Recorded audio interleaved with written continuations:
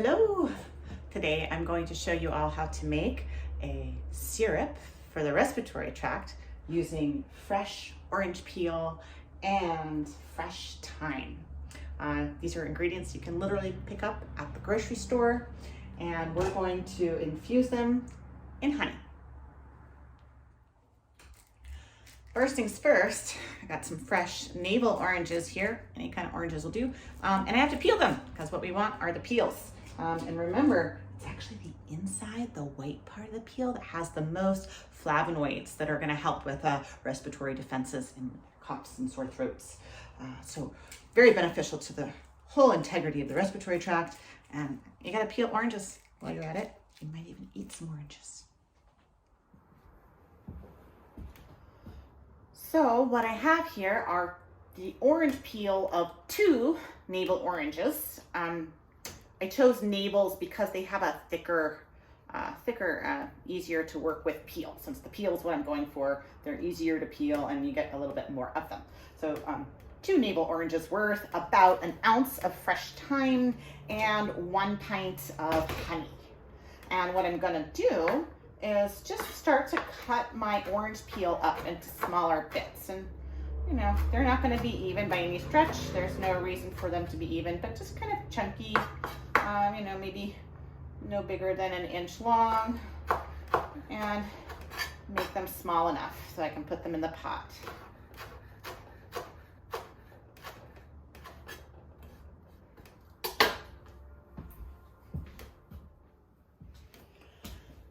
Next, I'm going to chop up the thyme, and you can see this is fresh thyme and it still has the stems and the wood.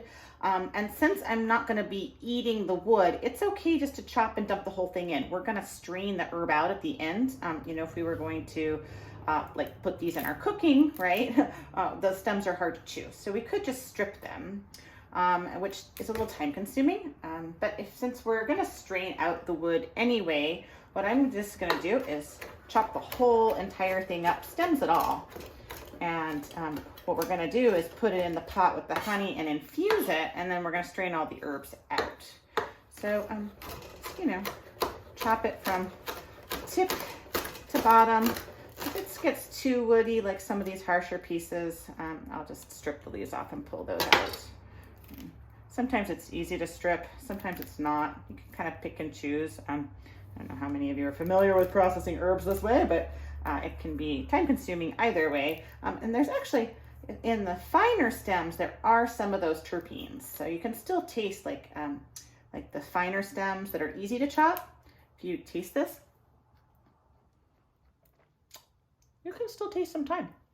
There's like still some aromatics in there. So it's not useless. It's not just wood, which is why it's another reason to throw it in the pot. But down here where it's harder to chop and it's a little more woody, it's going to be more starch and more cellulose and less of those thymol constituents that we're looking for. It's really the aromatics in the thyme, that fragrance that we're going for, that is antiseptic and helps to fight respiratory infections.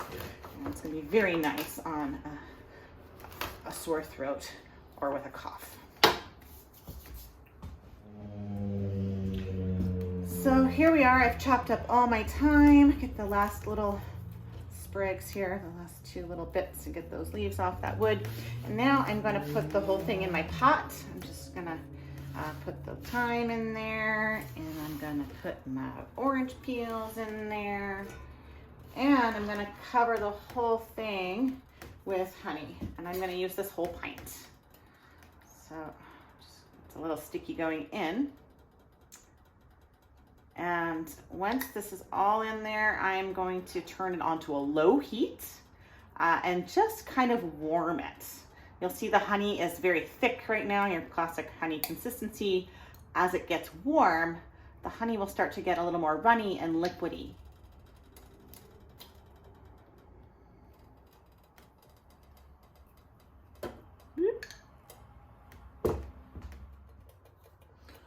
So as you can see, I've stirred this around, and the honey is starting to become kind of a runny. You see how it's now the consistency of water.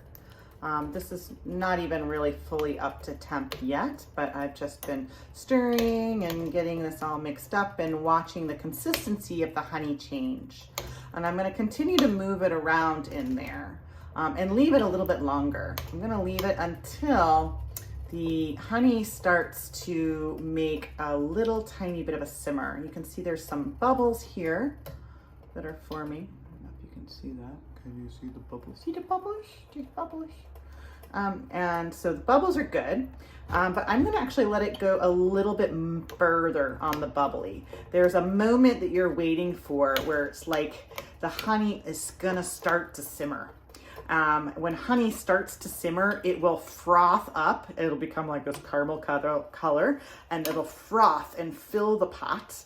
And if you don't turn it off the heat immediately, it will like overflow and literally honey sticky everywhere. So what I'm trying to do is wait for the moment where it's about to froth, and then I'm gonna shut it down and it'll all simmer back into the pot, hopefully, and not out of the pot. So, but you can see the consistency is literally now like water. It's just running around in there. So I'm gonna keep that stirring, and we're gonna wait for that moment where it starts to get frothy. Okay, here we go. So you can see where it's starting to bubble, like it's actually starting to simmer. Yes, I know I'm simmering honey. There's this whole thing about don't cooking honey. You might create toxicity or kill the good stuff. Actually, no, this is a traditional medicine. It's been around for thousands of years. People cooked honey. So here it is. It's simmering. It's white and frothy. You can see all the little bubbles at the surface. And if I let this continue to simmer, it will start to bubble. You can see, it will continue to rise actually.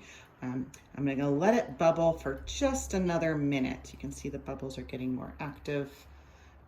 It's like a bubbling brew in here.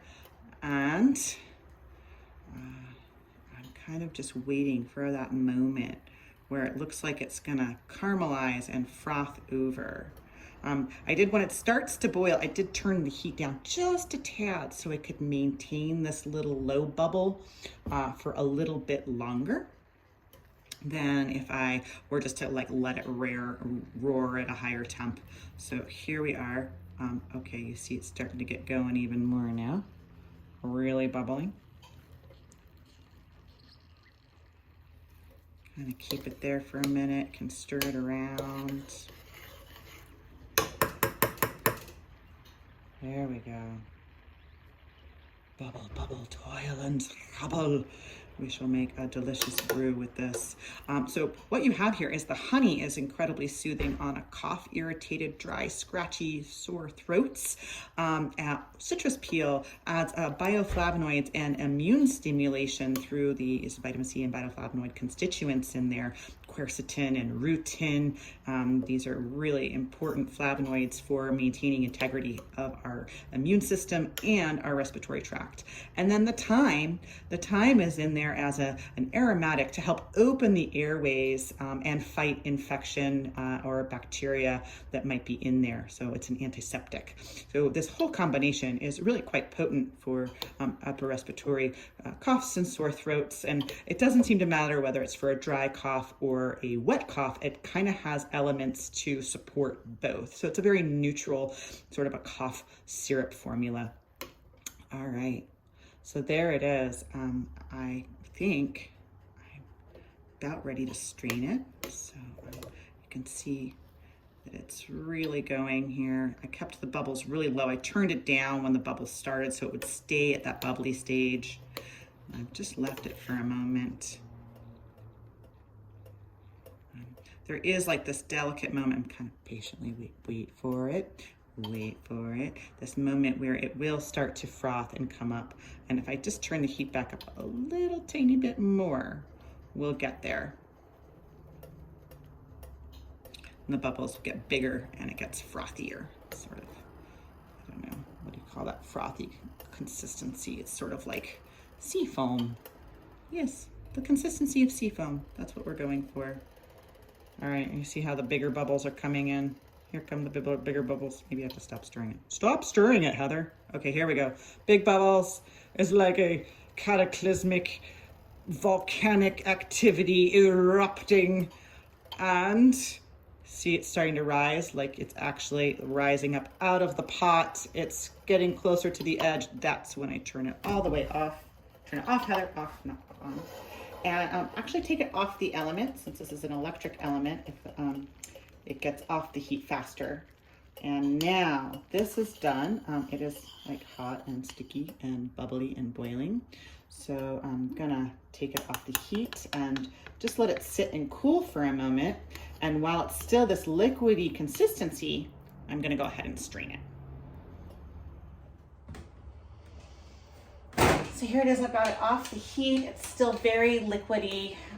While it's still hot and liquidy, I'm actually gonna squeeze a lemon. I got a Meyer lemon here. A little bit of the citric acid juice will, of course, is wonderful on sore throats as well. It acts as a mucolytic. And it's okay if I get little seeds in there, and even the peel, because I'm just gonna strain it here. It also will enhance a little bit of the preservative factor. So citric acid acts as a mild preservative in this recipe. Also gives it a lovely flavor. The lemon thyme, you can think of every lemon thyme cough drop or throat lozenge you've ever had. Here we are kind of making it ourselves. So there we go. I've got the juice of a lemon in there. I've got it all liquidy, no longer boiling. Oops, sloshy. And I'm gonna strain it. I have here a measuring cup and a stainless steel strainer set up. So I'm gonna pour it into the measuring cup. And I do this so that I have a spout to pour from. So measuring cups are quite handy because they can tell you how much liquid you've created in the process, but they also have that spout, which makes it very handy for then pouring into a bottle. So here we go, straining. I don't know if you can see this. Can you see? There it is. It's very much just a straining process, I guess, whether you can see or not. There we go. I have about 12 ounces of fluid. I started with 16 ounces of honey, and now I'm down to 12. The rest of it's on these peels, and you know what you can do with these peels? They're, oh my gosh, it's like candied orange peels. That is delicious. Okay, lovely. Take the strainer out. Oops, I got one little thyme stem in my thing. Now, this is why I put it into my measuring device here. With the spout, I can pour it into these nice little bottles. So I have these clear 4-ounce bottles. And you want to, of course, get it into the bottle while it's still liquidy. It will stay a little more liquidy than normal honey consistency. So, because you've now put like some fresh plant material in there, and fresh plant material has water in it. So, oh my gosh, that's good. Ooh, yeah, y'all gotta make some and try it. I'd share it if I could, but there it is. So I'm gonna bottle this up, and I'll be able to have it around for sore throats and coughs and winter ailments, or just pour a little bit into some bubbly water for a refreshing holiday beverage. Yum. Enjoy.